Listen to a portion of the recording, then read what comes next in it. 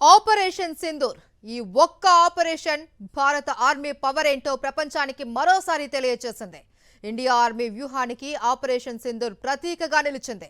Target miss కాకుండా 25 నిమిషాలలో పాక్ ఆక్రమిత కశ్మీర్లోని ముష్కర మూకల స్థావరాలను కూల్చివేసింది. అమెరికా మాజీ అధ్యక్షుడు ఒబామా హయాంలో ఆపరేషన్ ఒసామాకు ఏమాత్రం తీసిపోకుండా ఇప్పుడు భారత ప్రధాని మోదీ హయాంలో పాకిస్తాన్పై విరుచుకుపడింది భారత్. అనేక ఉగ్ర సంస్థలకు అండగా ఉగ్ర కార్యకలాపాలకు నిలయంగా ఉన్న పాకిస్తాన్కు ఆపరేషన్ సింధూర్ ఓ చావు దెబ్బ. కన్ను మూసి తెరిచేలోపు టార్గెట్ను మెరుపు దాడులతో పేల్చేసింది భారత్. రాత్రి 1:05 నుంచి 1:30 ఆపరేషన్ సింధూర్ను విజయవంతంగా పూర్తి చేసింది ఇండియన్ ఆర్మీ. 9 ఉగ్రవాద స్థావరాలను టార్గెట్ చేసి లేపేసింది. పీఓకేకు 30 కిలోమీటర్ల దూరంలో ఉన్న సవాయి నాలా క్యాంపుపై భారత ఆర్మీ మెరుపు దాడులు చేసింది. ఇది లష్కరే తోయిబాకు సంబంధించిన ట్రైనింగ్ సెంటర్ అని భారత ఆర్మీ ప్రకటించింది.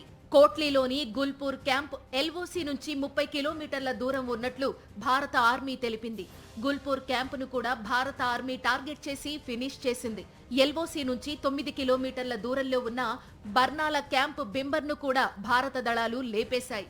ఎల్ఓసి నుంచి 13 కిలోమీటర్ల దూరంలో ఉన్న కోట్లీలోని అబ్బాస్ క్యాంపును కూడా భారత ఆర్మీ ధ్వంసం చేసింది.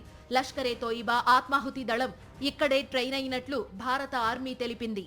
పాక్లోని ఉగ్రవాద స్థావరాలను మాత్రమే టార్గెట్ చేశామని, పాక్ ఆర్మీ కేంద్రాన్ని టార్గెట్ చేయాలని ఇండియన్ ఆర్మీ ప్రకటన విడుదల చేసింది. తాము జరిపిన దాడిలో పౌరులకు సంబంధించి ఎలాంటి ప్రాణ నష్టం జరగలేదని వెల్లడించింది. ఆపరేషన్ సింధూర్ నేపథ్యంలో భారత్పై పాక్ ఉగ్రవాదుల వీడియోను ఆర్మీ రిలీజ్ చేసింది. పార్లమెంటుపై దాడి నుంచి పహల్గాం దాడి వరకు వీడియో విడుదల చేసింది. పహల్గాం ఉగ్రదాడి అత్యంత కిరాతకమైన చర్య అని భారత ఆర్మీ అభివర్ణించింది. ఉగ్రవాదులు మృతుల బంధువులను తీవ్రంగా హింసించారని భారత ఆర్మీ పేర్కొంది. టీఆర్ఎఫ్ అనే ఉగ్ర సంస్థ పహల్గాం దాడికి బాధ్యత వహించిందని, పాక్కు చెందిన లష్కరే తోయిబాకు ఇది అనుబంధ సంస్థ అని ఆర్మీ తెలిపింది.